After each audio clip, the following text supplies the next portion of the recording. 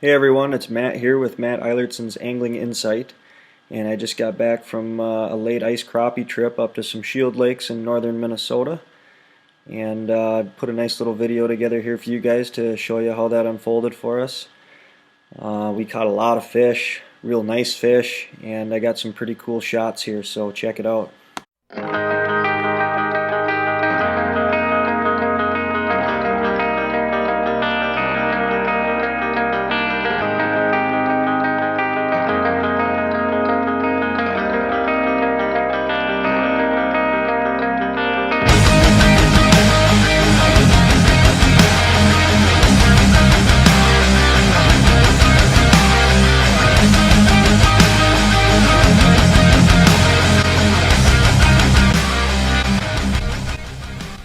Got a good one on here.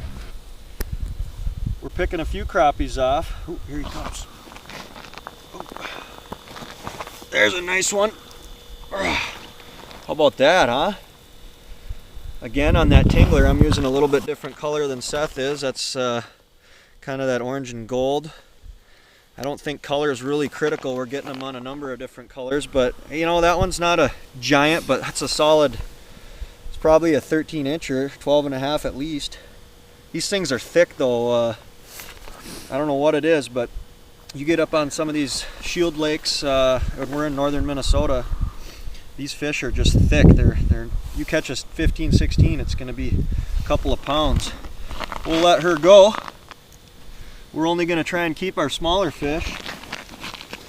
And yeah, there she goes. We'll let the big girl swim for another day.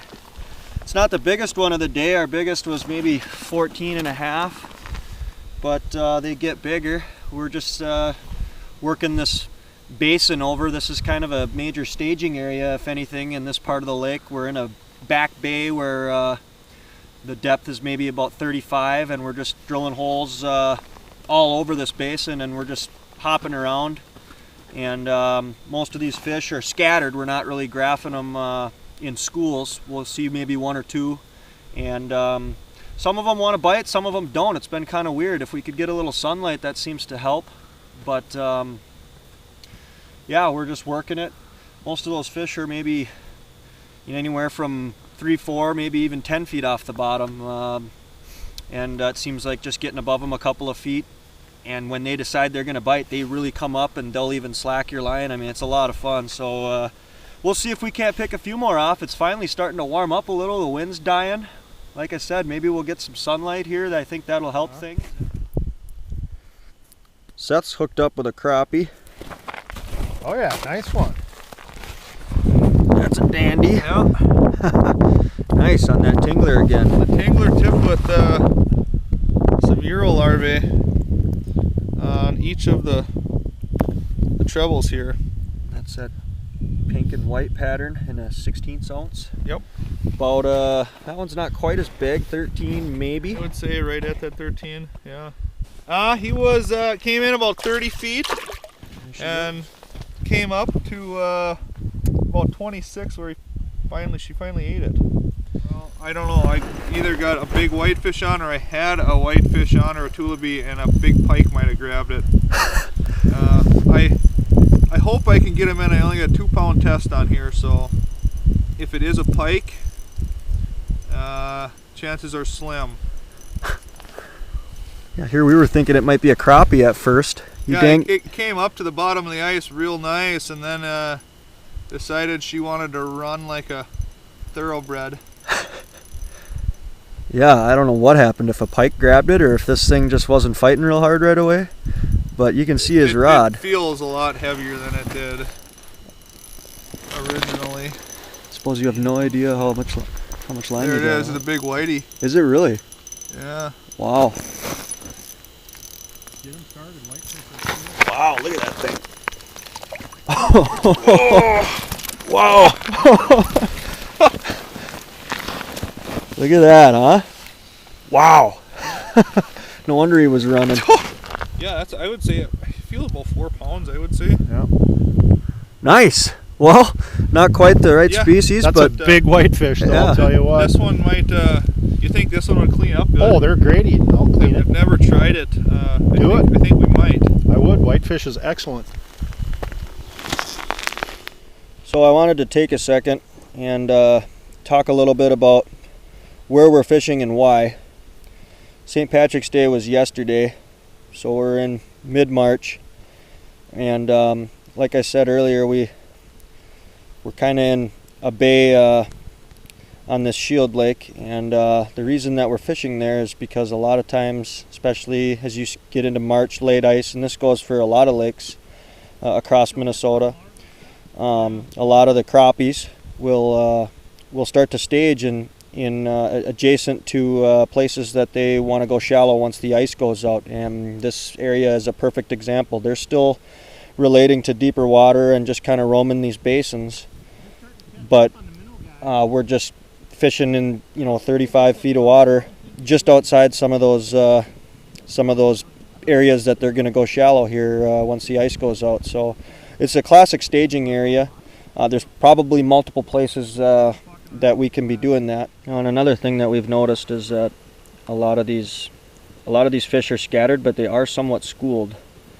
And we've drilled probably close to 50 holes, and you can fish 10 holes with minimal activity, and all of a sudden you'll drop down in a hole that has, sometimes we've seen as many as 3 or 4 different marks down there, and it seems like if we can just get these baits in front of their face, they're willing to bite. Alright, we're gonna rebait here. What I'm doing is I'm just pinching a head off a crappie minnow, just like that. And then what I like to do is actually hook the minnow through the top of the head, right through the skull plate, just like that. And they seem to stay on a little bit better. I think that barb catches the top of the minnow's head, that skull plate, when you're jigging it. I think that barb helps keep that minnow head on there versus if you hook them from underneath. I think that barb has a tendency to slip inside the gills and under the mouth of the minnow head, and that's when you'll be jigging and all of a sudden your minnow head falls off, and I don't want to have that happen at a crucial moment.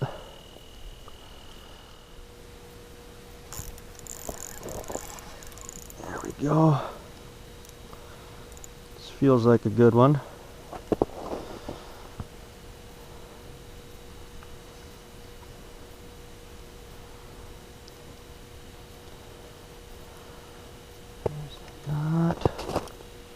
Oh yeah, there's a nice fish. That's a beautiful crappie right there. Probably a 14-incher. I mean, she's a dandy. I mean, there's my hand. I mean, she's a big one. That fish once again was in about 28 feet. Dropped down right in front of him. Stayed up above her a little bit, and she came up and smacked it. Beautiful fish. We're gonna let her go. There you go, big girl. Ready? There she goes. There. Right, we got another one. Oh yeah, he's got it. Nice fish. That's fun. This feels like a nice one here. That's fun. This is a crappie. This is a good one. It's gonna be. I hope so. Well, It's gonna be. Let's see about a 16 and 4. come on, old girl. Oh yeah! There we go. Look at that. That's a dandy. That's a tanker right there. Wow. Nice fish, man. Sweet. That's Very a nice. Sweet. On the tingler. Gosh, you had a lot of action Yep, there. the pink tingler right there with the little bit of yellow on there. A little pink fire tiger. Oh, this one came in. There was actually 4 fish down there. Had one come up real quick, hard charging, and did not eat it. Dropped it back down in the school on this guy.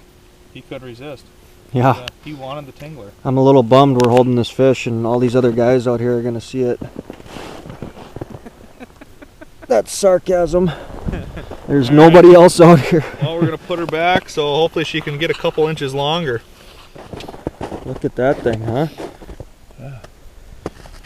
It's a toad. How long was that after we shut the camera off?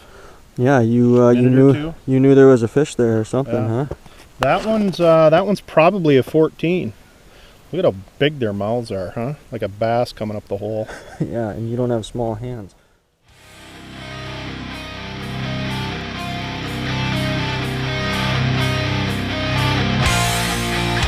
Got him.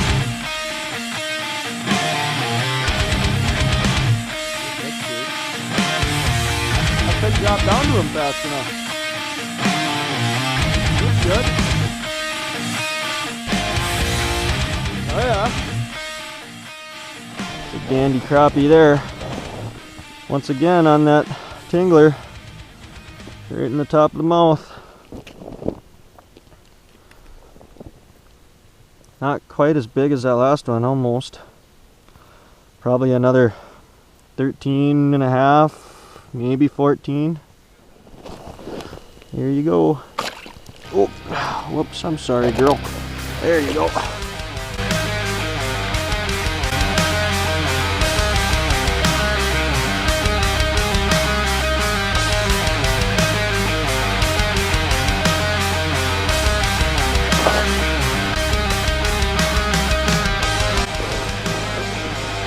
Dandy. Not quite as big as the last couple I've caught, but probably another, I don't know, that one's a little smaller, 12, 13. Be a good one to eat if we were needing fish, but we've already kept enough, I think, dang near. We'll let her go.